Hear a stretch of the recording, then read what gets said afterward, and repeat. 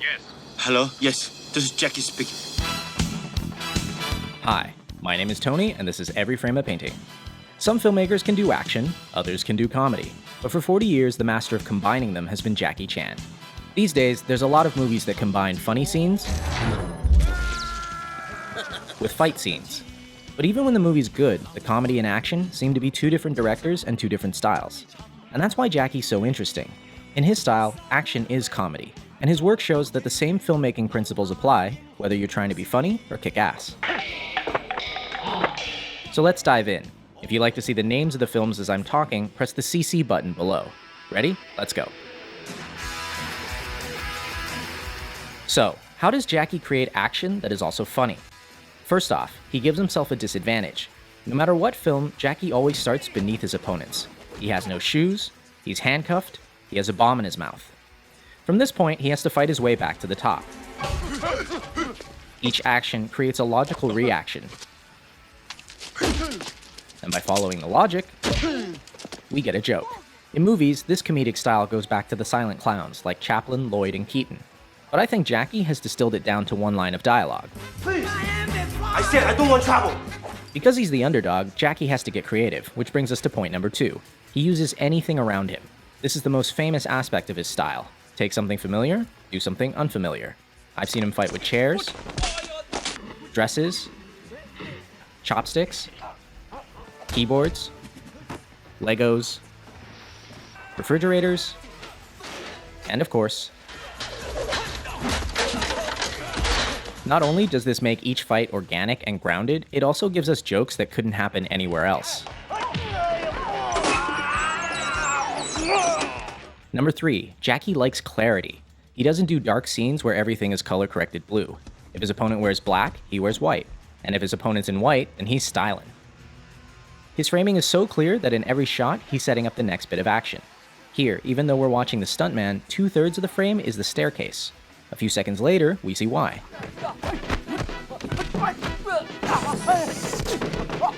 He keeps things clear by rarely using handheld or dolly moves. Like an American movie, you can see there's a lot of movement.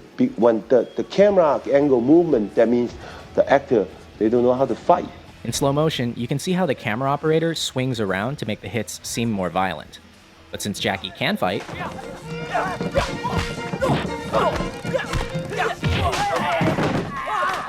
I never move my camera. Always steady, wide angle. Let him see I jumping down, I do the flat, I do the fall. when you shoot this way, everything looks more impressive because action and reaction are in the same frame. Notice how you can always see Jackie, the car, and the wall at the same time. But a similar stunt from Rush Hour 3 never includes all of the elements in the same shot, and it doesn't work. The same principle applies to comedy. This shot, directed by Sammo Hung, shows us the punch, the bad guy's face, and Jackie's face all in one. Now check out the same gag in Shanghai Noon. Here, action and reaction are separate shots. It kinda works, but not nearly as well. Why don't more directors do this? Because of number 5, they don't have enough time. Jackie is a perfectionist, willing to do as many takes as necessary to get it right. And in Hong Kong, he's supported by the studio, which gives him months to shoot a fight. And the most difficult thing is when I throw the fan and coming back, more than 120 tick. Those kind of scenes, oh, Jackie, good. It's not good. You can do it. Except, do you have the patience or not? When I rewatch his work, these little things are the ones I'm most impressed by. He doesn't need to do them and they eat into his budget, but he still does them because he wants to. And it's that going above and beyond that I respect and admire. But in America, they don't allow you to do that, because the money just poof. And his American work is missing something else. And there's a rhythm also into the way that the shots are performed and also the way they're edited. And Jackie said something very interesting that, that the audience don't know the rhythm's there until it's not there. Jackie's fight scenes have a distinct musical rhythm, a timing he works out on set with the performers. Ready, action. Stay where you are. Stay where you are. Don't chase me. Boom, boom. Then, boom. See? Everybody looks good. Even experienced martial artists have trouble with it. In his earliest films, you see him learning the timing from Yuan Heping, and it's very much like Chinese opera. But by the mid-80s, working with his own stunt team, he had something totally unique. In America, many directors and editors don't understand this timing, and they ruin it by cutting on every single hit. But in Hong Kong, directors hold their shots long enough for the audience to feel the rhythm.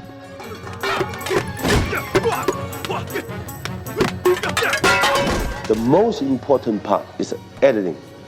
And most of the directors, they don't know how to editing. Even the stunt coordinator, they don't know how to editing. Hong Kong directors like Jackie and Sammo cut a particular way. In the first shot, you hit your opponent in the wide. In the second shot, you get a nice close-up. But when you cut the shots together, you don't match continuity. At the end of shot 1, the elbow is here. At the beginning of shot 2, it's all the way back here. These 3 frames are for the audience's eyes to register the new shot, and they make all the difference. I'm start from here, here. But 2 shots combined, this is zone. That's power. In other words, show it twice, and the audience's mind will make it one hit that's stronger. By contrast, modern American editing doesn't show the hit at all. At the end of shot 1, the leg is here. At the beginning of shot 2, it's in the same place, going backwards. But because they cut at the exact frame of the hit, it doesn't feel like a hit. A lot of people think this is because of the PG-13 rating, but even R-rated films do this now. It looks like a bunch of people flailing around, instead of a bunch of people getting hurt.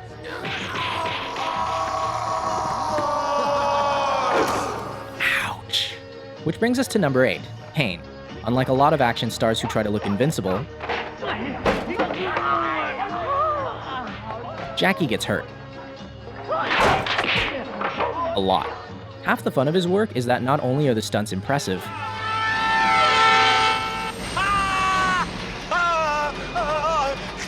there's always room for a joke.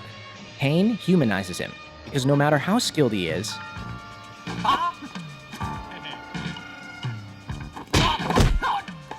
he still gets smacked in the face.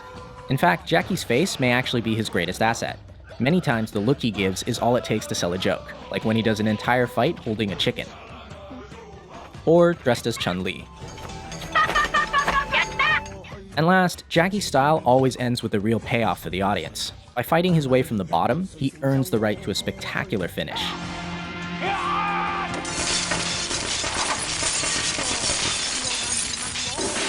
He doesn't win because he's a better fighter, he wins because he doesn't give up. This relentlessness makes many of his finales really impressive and really funny. And it's in direct contrast to a lot of his American work, where bad guys are defeated because someone shoots them.